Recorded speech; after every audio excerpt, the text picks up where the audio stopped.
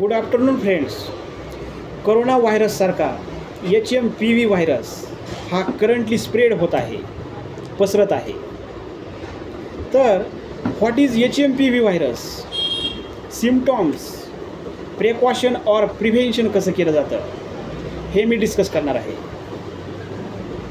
HMPV stand for human metapneumovirus. It is a common virus that usually symptoms similar to cough and cold.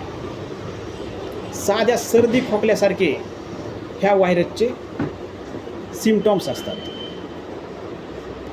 First identify by scientist in 2001 in Netherland. नेदरलँडमध्ये 2001 मध्ये पहिल्यांदा identify केलं सायंटिस्टने. It is negative sense single stranded RNA virus. RNA म्हणजे it is a genetic material. Stand for ribonucleic acid.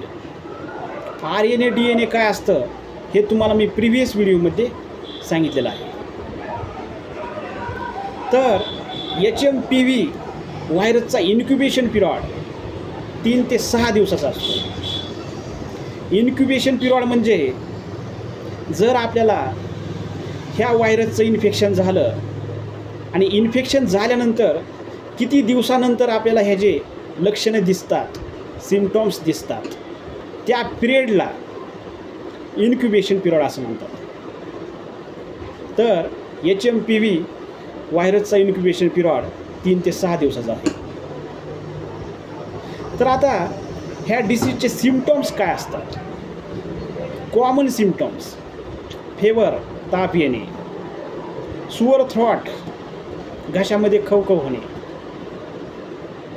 Also runny nose, cough and cold, fatigue असे common सिम्पटॉम्स असतात.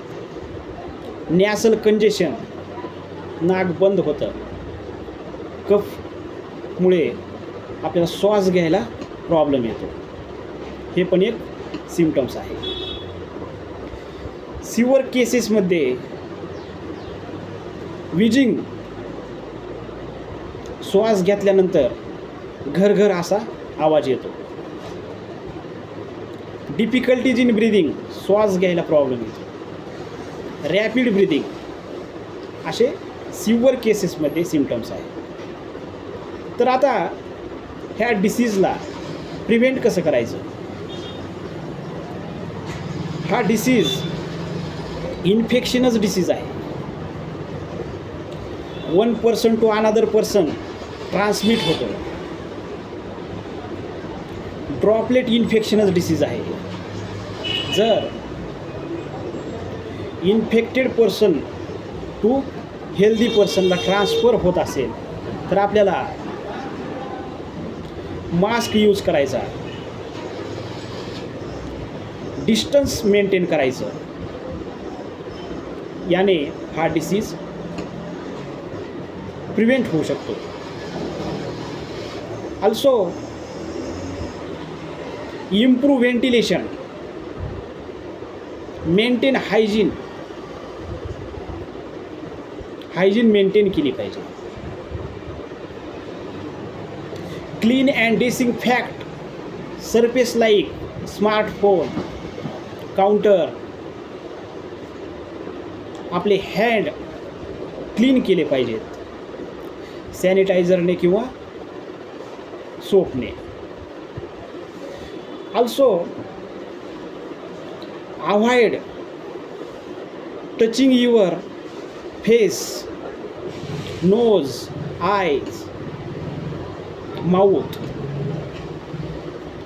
तर मित्रांनो, HMPV हा डिसीज अशा प्रकारे आपण प्रिव्हेंट करू शकतात. HMPV व्हायरस काय असतो, सिम्पटॉम्स काय असतात आणि याला प्रिव्हेंट कसं करायचं थोडक्यात मी सांगितलेलं आहे. Thank you very much.